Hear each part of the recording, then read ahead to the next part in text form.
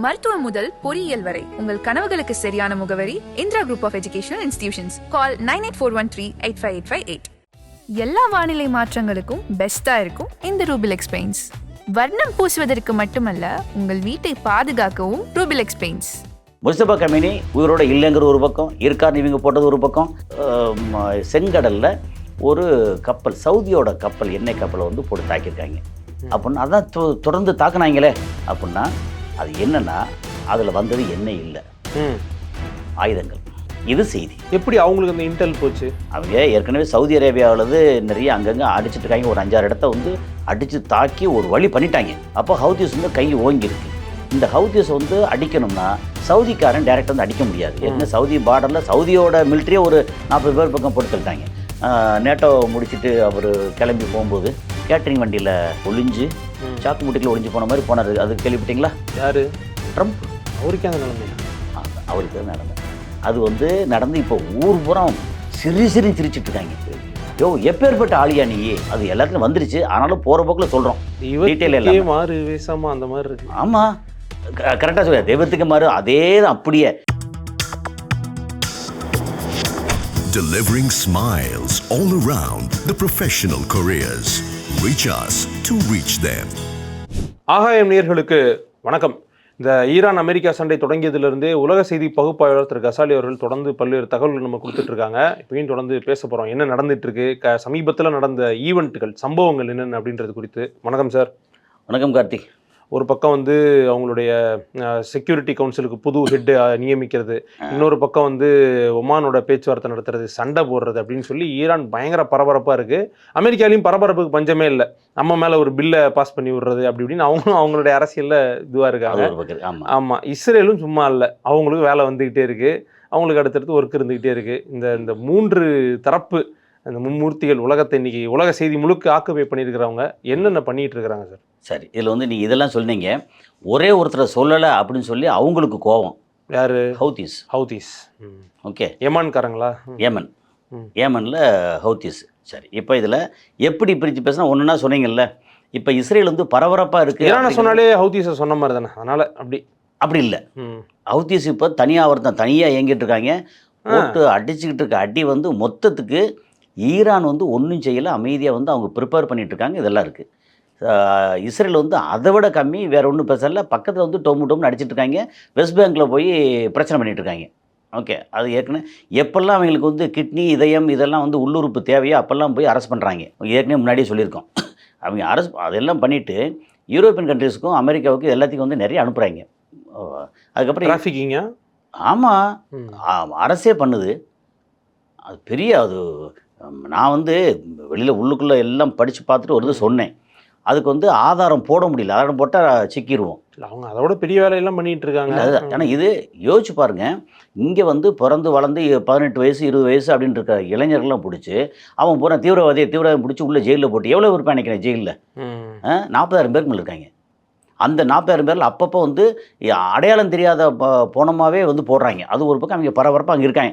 எப்போல்லாம் அவங்களுக்கு வந்து இது டிராஃபிக் இது குறையுதோ, ஸ்டாக்கு குறையுதோ, கிட்னிலாம் குறையும் போது ஆட்டோமேட்டிக்காக அதை பிடிச்சி கொண்டு போயிடுறாங்க. என்ன சார் இது? என்ன இது ரோட்டில் இருக்க டிராஃபிக்கா? அது கிட்னி டிராஃபிக் சார். ஆமாம், அது கிட்னி மட்டும் இல்லை, கிட்னி, கல்லீரல், நுரையீரல், இதயம், அதுன்னு சொல்லிவிட்டு மூளையை மட்டும் மாற்ற முடியாது. ஏன்னா அது வந்து இன்னும் அது ஒரு வாய்ப்பு வந்துச்சு, அதையும் பண்ணிடுவாங்க. டிராஃபிக்கிங். ஆமாம், அதனால் அந்த மாதிரி அது ஒரு பக்கம் அவங்க பரபரப்பாக இருக்காங்க. அமெரிக்கா சொல்ல வேண்டியதில்லை, அவர் வந்து வாயை திறந்த பரபரப்பு தான். ஆமாம், எல்லாமே. அப்புறம் வந்து இந்தியா பில்லு சொன்னீங்கல்ல, நீங்கள் பண்ணுறதெல்லாம் தப்புப்பா, எப்படி வந்து 55% என்ஜிஓஸ் வந்து எல்லாம் வந்து தூக்கி போடுற மாதிரி பண்ணிட்டீங்க, கிறிஸ்டியானிட்டியை வந்து இந்தியாவில் ஒழிக்கிறதுக்கு ஏற்பாடு பண்ணி அவங்க ஒரு பக்கம் அவங்க பண்ணிட்டு இருக்காங்க. அது இல்லாமல் இந்த பக்கம் வந்து நாங்கள் அடுத்த பாருங்கள் அப்படி அப்படின்னு சொல்லிட்டு ரொம்ப ஒரு மாதிரி அது ஒரு அமெரிக்கா வச்சுக்கோம். இப்போ வந்து ரொம்ப பரபரப்பாக இயங்கிறது வந்து ஈரான் வந்து என்னென்னா அடிக்கலை யாரையும். ஆனால் ஆல்மோஸ்ட் இன்னும் சண்டை போயிட்டே இருக்குது சார். என்ன ரேட் வேறு ஏற ஆரம்பிச்சிருச்சு உலக மார்க்கெட்டில். ஏறத்தானே செய்யும். அதாவது சண்டையெல்லாம் இல்லைங்க, யாரையும் அலோவ் பண்ணுறதில்ல. வந்தால் அடிப்பேன். அப்புறம் வந்து என்னடா நீ அடிக்கிறது அப்படின்னு வந்து பார்த்தாங்க, அடித்தாங்க. எப்போ அவன் போனால் அடிக்கிறான்ப்பா, ஒரு எண்ணெய் கப்பல் உருப்படியாக விட மாட்டான் அப்படின்னு 130 கப்பல் போன இடத்துல 6-7 கப்பல் போகுது. ஓகே, அந்த கப்பலையும் வந்து எப்போயாவது அப்பப்போ வந்து அந்த அதில் ஒரு கப்பலும் அடி வாங்குது. ஒரு கப்பலே அடி வாங்கிச்சு எத்தனை $1 பில்லியன் யோசிச்சு பாருங்கள். கப்பல் சொல்லி முடிஞ்சிடும். அதனால் அது ஒரு பக்கம். இப்போதைய யாருமே ரிஸ்க் எடுக்கலை. நீங்கள் வந்து காஸ்கோவாக இருக்கட்டும், மேர்ஸ்கா இருக்கட்டும், வந்து எம்எஸ்சி இருக்கட்டும், இந்த மாதிரி கப்பல் கம்பெனி எல்லாமே என்ன சொல்கிறாங்க, லாஜிஸ்டிக்ஸ் கம்பெனி சொல்கிறேன். ஆமாம் ஆமாம். இது நம்ம மக்களுக்கு நிறைய பேசிட்டே இருக்கோம்ல. நமக்கு அந்த மேர்ஸ்க்குன்னு சொன்னாலே போதும். அதெல்லாம் பார்த்துருப்பாங்க அந்த ஆரஞ்சு கலர் கண்டெய்னரில் மேஸ். இங்கே போதும், நம்ம ஊரில் நிறையா போய்கிட்டு இருக்கேன். அதனால் அது என்னத்து இந்த மாதிரி காஸ்கோ அப்படின்னு சொல்லியாச்சுன்னா, ஓ அப்படியா சைனாவோட காஸ்கோவா? ஆமாம் காஸ்கோ, ஆமாம், ஆமா. ஸ்டாக் வாங்கியிருக்கேனே. அப்படி பார்த்தீங்கன்னா இப்போ நமக்கு இங்கே பார்க்குற அந்த நேயர்களுக்கு என்னென்னா, துபாய் ரோடு வரைக்கும் தெரியும். இப்போது அவ்வளோ டீட்டெயில் பேசியிருக்கோம். ஓகே, இப்போது இங்கே வந்து அவங்களோட பரபரப்பு வந்து என்னென்னா, இப்போ என்ன பண்ணேன்னா, முஸ்தபா கமினி உயிரோட இல்லைங்கிற ஒரு பக்கம், இருக்கார்னு இவங்க போட்டது ஒரு பக்கம், இதெல்லாம் போக என்ன பண்ணுறாங்கன்னா வந்தாச்சு. அதுக்கப்புறம் ஸ்டேட்மெண்ட் வருது, ப்ளஸ் வந்து அப்பாயின்மெண்ட்டு, முக்கியமான அப்பாயின்மெண்ட்டு. அதில் வந்து நமக்கு சுப்ரீம் கவுன்சிலில் வந்து தலைவராக போட்டது. அதுக்கப்புறம் அதை டீட்டெயில் வேண்டாம், ஓகே, மக்கள் வந்து டக்குன்னு பார்த்துக்குவேன். 6 முக்கியமான பகுதி, 6மே வந்து இந்த அரசியல் பதவி இல்லை. ஓகே, இது வந்து மிலிட்ரி பதவி. நல்ல சண்டை பயிற்சி இருக்கிற, ஏற்கனவே பல சண்டைகளை சந்திச்ச ஆட்களாக இருக்காங்க அவங்க. வேற சாதாரண ஆட்கள் இல்லை. அப்படி பார்த்தீங்கன்னா முஸ்தபா கமினி யார், அவரோட 17-18 வயசில் வந்து இதில் ஈராக்கோட சண்டையில் முன்னாடி களத்தில் முன்னாடி நின்னாள். இப்போ போட்டவங்களுமே வந்து ஈராக் வந்து இன்ச் பை இன்ச்சாக அளந்தவங்களால எல்லாம். ஈராக் மட்டும் இல்லை, மொத்த மிடில் ஈஸ்டும் எல்லாம் அளந்து வச்சுருக்காங்க. கடல் புறத்தில் என்னென்ன இருக்குது, அது போக நேவியில் வந்து ஒருத்தர் அங்கே ஒர்க் பண்ணி, அந்த நேவியில் இவங்களை பூரா வர விடாமல் வந்து கொசு படையிலேருந்து இதெல்லாம் அடித்த ஒருத்தரை வந்து தலைமை ஆக்கியிருக்காங்க. அப்போ நம்ம ப்ரூவ் பண்ணோம்னா தலைமை ஆகுங்கிறது உலக அளவில் உண்டு தான். அப்புறம் சில நாடுகளில் பார்த்திங்கன்னா அரசியல் வந்து போட்டு அழுத்தம், அங்கே வந்து அரசியல் இல்லை, திறமை. ஓகே, அந்த மாதிரி இது போச்சு. அது ஒரு பக்கம். இப்போது பேசுபொருளாக இருக்கிறதுல இப்போ ஒரு நேற்று முந்தானல் நைட் அந்த மாதிரி வந்து ஹவுதீஸ் செங்கடலில் ஒரு கப்பல், சவுதியோட கப்பல், எண்ணெய் கப்பலை வந்து போட்டு தாக்கியிருக்காங்க. ஓகே, இது செய்தியா அப்படின்னா, அதான் தொடர்ந்து தாக்குனாங்களே அப்படின்னா, அது என்னென்னா அதில் வந்தது எண்ணெய் இல்லை, ஆயுதங்கள். ஓகே, இது செய்தி. எப்படி அவங்களுக்கு அந்த இன்டெல் போச்சு? அவங்களுக்கு தெரியாதா? அதாவது காட்டி கொடுக்குறது வந்து இன்டெல் பேஸ்டாக அடித்தாங்களா, இல்லை அடித்தது இப்படி கண்டுபிடிச்சிக்கிட்டாங்களா? தெரிஞ்சு அடித்தது. இதில் ஆயில் போகலை, ஆயுதங்கள் போகுது. யாருக்கு ஆயுதங்கள் போகும்? அங்கேருந்து இங்கே சவுதியிலேருந்து செங்கடல் வழியே பாபுல் மந்திப் வழியே வந்து அப்படியே இங்கே போர்ட்டில் வந்து இறங்குச்சு அப்படின்னா, யார் வந்து அதை ரிசீவ் பண்ணுறது? பிஎல்சி ரிசீவ் பண்ணுவாங்க. பிஎல்சி ஏற்கனவே அங்கே வந்து ஹவுதீஸுக்கும் பிஎல்சிக்கும் வந்து சண்டை, உள்ளுக்குள்ளேயே பிரச்சனை நடந்துக்கிட்டு இருக்குது.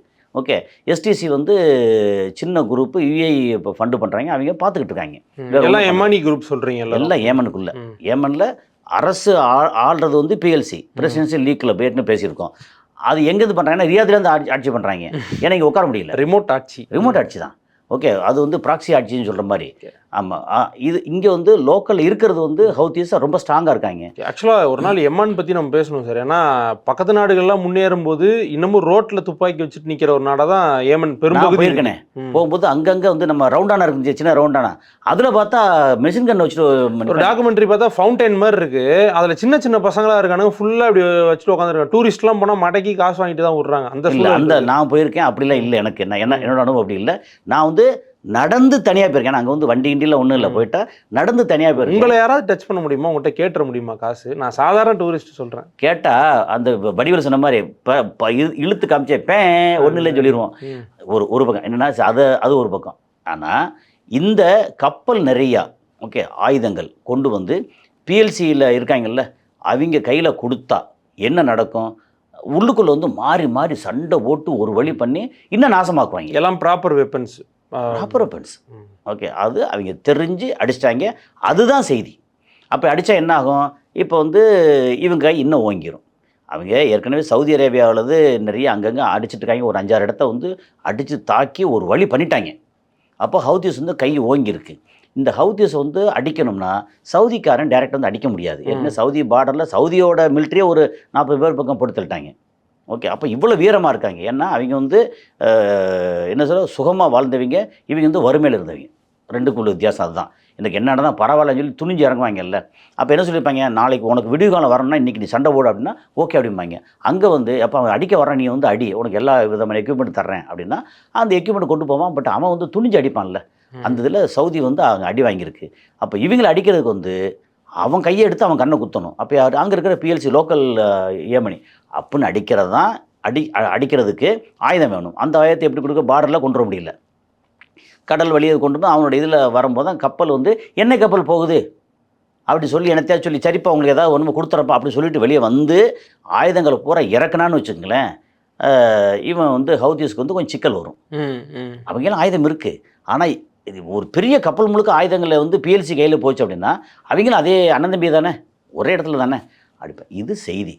ஓகே, அதை தெரிஞ்சு அடிச்சுட்டாங்கன்னா அப்போ எந்த அளவுக்கு இன்டெலிஜென்ஸ் வந்து ஈரானில் இருக்கும், அந்த ஈரான் இன்டெலிஜென்ஸ் எந்த அளவுக்கு வந்து ஹவுதிஸ்க்கு போட்டு கொடுத்துருப்பாங்க அப்படின்னு அதெல்லாம் ரொம்ப கிளியராக. இது ஒரு பக்கம். இன்னொன்று மொசாட் இருக்கான்ல, அது ஒரு முக்கியமான செய்தி. மொசாட் உளவாளிகள் இன்னும் வந்து அங்கே நிறைய உலாத்திட்டு இருக்காங்க.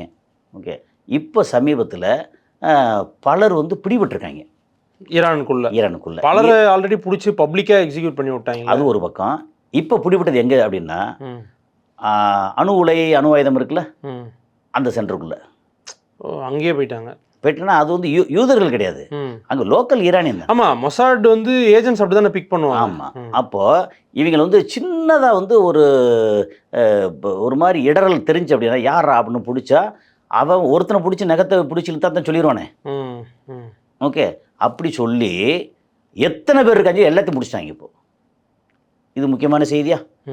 இது போக இதோட சேர்த்து இன்னொரு செய்தி இருக்குது சார். சொல்கிற முன்னாடி மொசாதோடைய பெனட்ரேஷன் வந்து இவ்வளோ இன்டெல் துருக்கி சைனாலாம் வந்து ஹெல்ப் பண்ணியும் கூட இந்த அளவுக்கு ஸ்ட்ராங்காக மொசாட் இன்னமும் இன்ஃப்ளூயன்ஸ் பண்ணுறாங்களா காசு.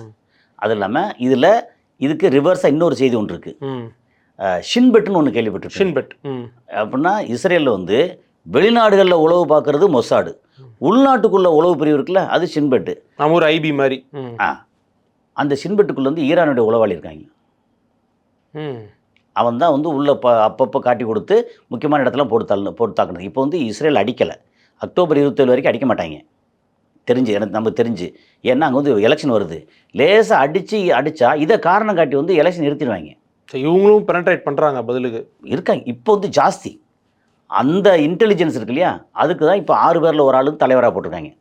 இந்த இன்டெலிஜென்ஸ் என்ன ஒன்று பார்த்து ஸோ இந்த நம்ம அதை வந்து என்ன அந்த பேரெல்லாம் வந்து சொல்லி யாருக்கும் கஷ்டப்படுத்த வேண்டாம் அப்படிங்கிறக்காக தான் அவர் ஒருத்தர் ஈரான்காரரு இன்டெலிஜென்ஸில் சீஃபாக வந்திருக்கிறார். நம்ம ஊர் மாதிரி ஏதாவது அப்துல் கரீம் அப்படி வச்சா பரவாயில்ல, அவங்க ஊர் வாயிலே வரமாட்டேது, ரொம்ப கஷ்டமாக இருக்குது. அப்படி தான். அதனால் அது வேண்டியதில்லை, நமக்கு சொன்னால் நம்ம மக்களுக்கு புரியும். ஈரானில் 7 பேர், அதில் 6 பேர் இதில், அப்புறம் ஒருத்தர் வந்து இதில் சீஃபாக போட்டிருக்காங்க அப்படின்னு சொல்லி சுப்ரீம் நேஷனல் கவுன்சிலில் சீஃபாக போட்டிருக்காங்க. அந்த அளவுக்கு போதும் நமக்கு. அதுபோல் நம்ம நாங்கள் போய் என்ன எக்ஸாம் எழுத போகிறோம், யார் இவர் பேர், நீ பேர் ஸ்பெல்லிங் தப்பாக எழுதிட்டு உனக்கு 1/2 மார்க்கு கட்டு அப்படின்னு சொல்ல போகிறாங்க. அதெல்லாம் ஒன்றும் இல்லை. அதனால் நம்ம மக்கள் புரிஞ்சுக்கோம் அதெல்லாம். அப்போ இதெல்லாம் ஏன் சொல்கிறேன்னா, இங்கே வந்து ஆளை பிடிச்சிருக்காங்க, அங்கே வந்து அவங்களோட உளவாளி இருக்காங்க. அப்போ என்னாச்சு, இவங்க இஸ்ரேலோட கை வந்து கீழே இறங்குதா, 2 பக்கமும் வளர்றாங்க அவங்க. ஆமாம், இன்டெலிஜென்ஸில் வளர்றாங்க. ஒரு பக்கம் பிடிக்கிறாங்க, இன்னொரு பக்கம் அவங்க ஆள் அங்கே இருக்காங்க. அவங்க ஆள் யாராக இருப்பாங்க நினைக்கிறீங்க? யூதர்கள் வந்து பெரும்பாலும் இருக்க மாட்டாங்க, கொஞ்சம் பேர் இருப்பாங்க, ரொம்ப பெரும்பாலும் இருக்க மாட்டாங்க. ஏன்னா யூதர்கள் வந்து ஒரு இன வெறி இருக்குல்ல, அதில் ரொம்ப ஜாஸ்தி. ஓகே, ஏன்னா அவங்களுக்கு அதை விட்டாச்சுன்னா பொழப்பு இல்லை. என்ன வெளியில் எங்கே போனாலும், உலகத்தில் எங்கே போனாலும் அடித்து துரத்துற நிலைமை இருக்குது. இந்தியாவாவது ஓகே வாங்க இப்போ பரவாயில்ல, ஒரு வாரம் உட்காந்துக்கப்போ இந்தியா சொல்லுவாங்க. யூரோப்பியன் யூனியன் அந்த கண்ட்ரிகள் இருக்குல்ல, ஐரோப்பா கண்ட்ரி, ₹1 சேர்க்கறதுக்கு தயாராக இல்லை யூதர்களை. அமெரிக்கா வேறு வழி இல்லாமல் சேர்த்துருக்காங்க. ஏன்னா அங்கே இருக்க பெரிய ஆட்கள் வந்து யூதர்கள் அப்படிங்கிறது தான். அதனால் அந்த மாதிரி. ஓகே, இப்போ என்ன சொல்கிறோம், நமக்கு இது எல்லாம் இப்போ ஒரு பக்கம் ஹவுதிஸ், அப்புறம் இதை சொல்லியிருக்கோம், அப்புறம் இங்கே வந்து ஈரானோட அப்பாயின்மெண்ட்டு, இதெல்லாம் போக ரொம்ப இன்னொரு முக்கியமான செய்தி இதில் இது வந்து போகிற போக்கில் சொல்லிடலாம், எல்லாம் தெரிஞ்சது தான். நேட்டோ முடிச்சுட்டு அவர் கிளம்பி போகும்போது கேட்ரிங் வண்டியில் ஒளிஞ்சு சாக்கு மூட்டையில் ஒளிஞ்சு போன மாதிரி போனார். அது கேள்விப்பட்டீங்களா? யார்? ட்ரம்ப். அவருக்கே அந்த நிலைமையா? அதுதான் அவருக்கு தான் நிலைமை. அது வந்து நடந்து இப்போ ஊர் பூரா சிரிச்சிட்டு இருக்காங்க. யோ எப்பேற்பட்ட ஆளியா நீ, அது எல்லாத்துலையும் வந்துருச்சு. ஆனாலும் போகிற போக்கில் சொல்கிறோம், டீட்டெயில் எல்லாம் மாறு வேசாமா அந்த மாதிரி இருக்கு. ஆமாம், கரெக்டாக சொல்ல, தெய்வத்துக்கு மாறு அதே தான். அப்படியே என்ன வந்தாங்க அங்கேருந்து, அமெரிக்காலேருந்து வரும்போது இவங்க கத்தார் ஒரு 4000 கோடி ரூபாய்க்கு ஒரு ஃப்ளைட் கொடுத்தாங்கல்ல, அந்த ஃப்ளைட்டில் ஜம்முன்னு வந்து இறங்கினார். ஓகே, அப்புறம் திரும்பி போகும்போது நம்மளை எப்படியும் போட்டு தாக்கிடுவாங்க அப்படின்னு பயந்து போய் என்ன பண்ணிட்டாங்க, இந்த ஃப்ளைட்டில் அப்படியே போய் மேலே போகிறார். மேலே போயிட்டு இது ஸ்க்ரீன் அதை போயிட்டு இங்கேருந்து எல்லாம் எடுக்கிறேன். ஓ அவர் போயிட்டாரு, அவர் கையாச்சு அப்படி போயிட்டு உள்ளே போய் அந்த பக்கம் கீழே இறங்குறாரு. இறங்கி அங்கே வந்து கேட்ரிங் சர்வீஸுக்கு ஏர்போர்ட் கேட்ரிங் சர்வீஸ் அந்த கேட்ரிங் வண்டியில் ஏறி அப்படியே போயிட்டு அவரோட பாதுகாப்புக்கு வந்த மாதிரி வந்த மிலிட்ரி ஃப்ளைட்டு முன்னாடி வச்சுருந்தார் இல்லையா, அந்த ஃப்ளைட்டில் ஏறி பறந்து போய் யூகே வரைக்கும் அங்கே போய் இறங்கிட்டு இந்த ஃப்ளைட்டும் பின்னாடியே சும்மா பறந்து போகுது. பறந்து போனதுக்கப்புறம் அங்கே இறங்கினப்புறம் அதுக்கப்புறம் அந்த ஃப்ளைட்டில் கிளம்பி போகிறேன். ஆசையாக இருந்திருக்கும் ஒரு ரவுண்ட் அடிச்சுட்டு கொண்டு வந்து விடுங்க அப்படின்னு கேட்டிருப்போம். கேட்ரிங்கில் போகிறதுக்கா? இல்லை சார் சொல்கிறேன். ஆனால் எனக்கு என்ன அதை சீக்கிரட்டாக பண்ணணும் தான் அவங்க நினச்சிருப்பாங்க. செய்தி வரைக்கும் வந்திருக்கே, வீடியோ வரைக்கும் வந்திருக்கு. என்ன மாப்பிள்ள ரகசியமாக இங்கே வரைக்கும் கேட்குதுன்ற மாதிரி. அதான் இந்த மாதிரி வீடியோ வரைக்கும் வந்துருச்சு. இது ஒரு செய்தி. இப்போ நமக்கு வந்து கடைசியாக இதில் வந்து சின்ன சின்ன செய்தியாக சொல்லியிருக்கோம்ல. ஓகே, இதில் முடிவாக ஒன்று சொல்லிடுவோம். நம்ம வந்து மெக்கா பேக்ட் அப்படின்னு கேள்விப்பட்டோமா? சமீபத்தில் நம்மளோட பேசணும் ட்ரை பார்ட்டி அக்ரிமெண்ட். ஆமாம் பேசணும்ல. யார் யார்? துருக்கி, சவுதி அரேபியா, பாகிஸ்தான். துருக்கியும் ஒரு பக்கம் வந்து பச்சோந்தி, இன்னொரு பக்கம் வந்து கூலிப்படை ரவுடி, 2 பேர் சேர்ந்து சவுதி அரேபியாவுக்கு முட்டு கொடுக்குறதுக்கு வர்றாங்க. நீங்கள் ஏதோ துருக்கியை தப்பா அவங்க பேசாமல் ஐஸ்கிரீம் ஒரு குச்சி வச்சு கிண்டி விளையாட்டு காமிச்சிருக்காங்க, அவங்கள போய் தப்பு தப்பாக பேசுகிறீங்க. சரி, ஐஸ்கிரீமில் ஓகே, அதுவே ஒழுங்காக விளையாட்டுக்கு ஓவராக விளையாட்டு காமிக்கிறாங்கல்ல, அந்த மாதிரி துருக்கி வச்சுக்கோங்க. அதில் வந்து துருக்கியில் வந்து என்ன சொல்லுவாங்கன்னா, அதாவது அந்த சாப்பாடு கொடுத்து ஆஃபியலோஸ் அப்படின்னு கொடுப்பாங்க. காஃபிலாம் நல்லா போடுறாங்க. ஆஃபியலோஸ் இல்லை காஃபி நல்லா போடுறாங்க. காஃபி சரி ஓகே. அதில் என்னென்னா பேக்டு போட்டாங்கல்ல, போன வெள்ளிக்கிழமை போட்டாங்களா, போட்டு முடித்து கையெழுத்து போட்டு முடித்து அந்த ஈரம் காயறதுக்குள்ளே ஜிசானில் வந்து ஒரு தாக்குதல் தாக்குனாங்க. என்னடா நீ என்னடா கையெழுத்து போடுறது, வந்து பாடுறா அப்படின்னு ஏமனில் இருக்கக்கூடிய ஹவுத்திஸ் ஜிசானில் தாக்குனாங்களா, தாக்கி முடித்தாங்க. அடுத்து என்ன நடக்கணும்? தாக்கிட்டாங்கல்ல, நம்ம கையெழுத்து போட்டோம்ல, என்ன நடக்கணும்? நேட்டோ மாதிரி இவங்க போகணும். நேட்டோ மாதிரி இவங்க வந்து இறங்கி இங்கே போட்டு சாத்தணும்ல. இவங்கள முன்னாடியே தனியாளி இப்போ 3 பேர் இருக்காங்கல்ல. ஆமாம், அவங்க கையில் வந்து ட்ரோன் இருக்குது பயங்கரமாக, இவங்க கையில் ஆள் இருக்குது, அணு ஆயுதம் வரைக்கும் இருக்குது. அப்புறம் இவங்க பணம் இருக்குது, பணம் இப்போது இருக்குது சவுதியில் இருக்குது. எல்லாம் சேர்ந்து வந்து போட்டு அடின்னு அடித்து இவங்க வந்து ஹவுத்திஸ் வந்து துவைச்சி எடுத்துருக்க வேண்டாம் நேரம். ஆனால் என்ன ஒன்று நடந்துச்சு, என்ன நடந்துச்சு அப்படின்னா, பாகிஸ்தானு ஐயோ நான் வரலப்பா அப்படின்னு வந்து பிரேக் ஆயிடுச்சு. அது தெரியுமா? அது அப்படியா? ஆமாம், அது கையெழுத்து போட்டு அன்னைக்கே கூப்பிடுறீங்க பிரச்சனைக்கு என்னையா அப்படி. ஆனால் பாகிஸ்தானி ஆர்மி வந்து கொஞ்சம் அந்த பார்டரில் வந்திருக்காங்க. நாங்கள் இந்த அளவுக்கு தான் வருவோம், நம்ம கையெழுத்து போட்டது வந்து இப்படிலாம் கையெழுத்து போடலை அப்படின்னு சொன்ன மாதிரி வந்து 24 மணி நேரத்தில் ஓகே பிரேக் ஆயிடுச்சு. அது ஒரு நாள்லேயே லவ் பிரேக்கப் ஆகிற மாதிரி கிட்டத்தட்ட பிரேக்கப் தான் அந்த மாதிரி ஆயிருக்கு. ஏன்னா ஹவுத்திஸ்டில் நம்மளால் சண்டை விட, நீ வந்து சொல்கிற ஏதாவது வேறு யாராவது வர்றாங்க அப்படின்னா நான் கூட வந்து ஏதாவது கொஞ்சம் பண்ணலாமே ஒழி, நீங்கள் ஹவுத்திஸில் சண்டை போட சொல்கிறீங்க, கடைசியில் வந்து என்ன கண்ணை மூடிட்டு தண்ணியில் கணத்தில் குதிக்க சொல்கிறீங்க, இதெல்லாம் ஆகாது அப்படின்னு பிரேக் ஆகிருக்குங்கிறது ஒரு முக்கியமான செய்தி நம்ம அப்டேட்டில். ஓகே, நமக்கு வந்து ஆகாயம் தமிழ் நேயர்களுக்கு அப்டேட்டில் இப்படி தான் 1 2 3 4 5 அப்படின்னா இவ்வளோ தான் அப்டேட். ஆமாம் சார், இந்த டக் டக் டக் டக்குன்னு புல்லட்டின் பாயிண்ட்ஸ் மாதிரி ஒரு ரவுண்டு, ஒரு 360 ரவுண்ட் அடிச்சிட்டிங்க. இன்னும் நமக்கு டவுட் என்னென்னா, அமெரிக்கா கீழே இறங்குற மாதிரி இறங்கிட்டு இருக்காங்க. ஆனால் ஆயுத குவியல் இருக்குது, அவங்க கையில் ஆயுதம் இருக்குது, ஆயுத குவியல் இருக்குது, அவியல் மாதிரி சொல்கிறீங்க. ஆமாம், என்ன பண்ண போகிறாங்க? ஏன்னா திடீர்னு ரொம்ப அசந்த நேரத்தில் மேபி 1 வாரம் 1 மாதம் 4 மாதம் கூட வெயிட் பண்ணுவாங்க. வெயிட் பண்ணிவிட்டு போட்டு தாக்குறதுக்கு எல்லாம் அப்பா அப்படியே ரிலாக்ஸ் பண்ண விட்டு தாக்குவாங்க. நான் என்ன சொல்கிறேன், அவருக்கு அந்த நோபல் பிரைஸை கொடுத்துட்டா அவர் இது பண்ணவே மாட்டார் சார். இல்லை, இவங்க என்ன சொல்லிட்டாங்க, நீங்கள் என்ன வேணாலும் பண்ணுங்கள், ட்ரம்ப் இருக்கிற வரைக்கும் இனிமேல் நோ டீல், நோ பேச்சுவார்த்தை எதுவுமே கிடையாது. நாங்கள் வந்து அப்புறம் இங்கே ஓமானோட டீல் அக்ரிமெண்ட் போட்டோம், ஆனால் ஓப்பன் பண்ண மாட்டோம். எப்போ எது தெரியுமா, எங்களோட டிமாண்ட் எல்லாம் இருக்குல்ல, அதை பூரா வந்து நிறைவேற வரைக்கும் இது ஓப்பன் பண்ண மாட்டோம். அதுக்கப்புறம் நிறைவேறினதுக்கப்புறம் ஓப்பன் பண்ணதுக்கப்புறம் தான் ஓமானோட டீல் இருக்கு இல்லையா, அக்ரிமெண்ட்டு, அது செல்லுபடி ஆகும். அதாவது நிறைவேற்ற வரைக்கும் ஓப்பன் பண்ண மாட்டோம், நிறைவேற்றினாலும் ஓப்பன் பண்ண மாட்டோம், நாங்களாம் ஒரு பாயிண்ட் வந்து தான் பண்ணுவோம். இந்த பாயிண்ட் இதுதான், அமெரிக்கா அதை விட்டு வெளியே போகணும், அது ட்ரம்ப் வந்து பதவி விட்டு போகணும், புதிய அதிபர்கிட்ட நாங்கள் பேசுவோம் இனிமேல். நல்லவங்களை ஆண்டவன் எவ்வளோ சோதிக்கிறான் பாருங்க. யாரு நம்ம அப்போ சொல்லுவீங்களே, அந்த ட்ரம்ப் ரசிகர் மன்ற சார்பாக சொல்லுவீங்களே, இது மாதிரி அதான் உங்களை வந்து திருத்தவே முடியாதுங்க. ஆமாம், எனவே இதுதான் இது இன்னைக்கு வந்து இந்த அப்டேட்டு வரட்டும். என்னன்னா இன்றைக்கி ஹர்மோஸ் க்ளோஸில் இருக்குது கிட்டத்தட்ட, பாபல் மந்திப் வந்து சவுதி அரேபியாவுக்கு க்ளோஸாக இருக்குது, மற்றெல்லாம் போய்கிட்டு இருக்கு. நமக்கு கஷ்டம் இன்னும், நமக்கு வந்து எனி டைம் இப்போ வந்து E20 எல்லாம் வந்துருச்சு, அதுக்கப்புறம் என்ன பண்ண போகிறேன் எனக்கு தெரியாது. ஆனால் நமக்கு வந்து இப்போ கஷ்டம்.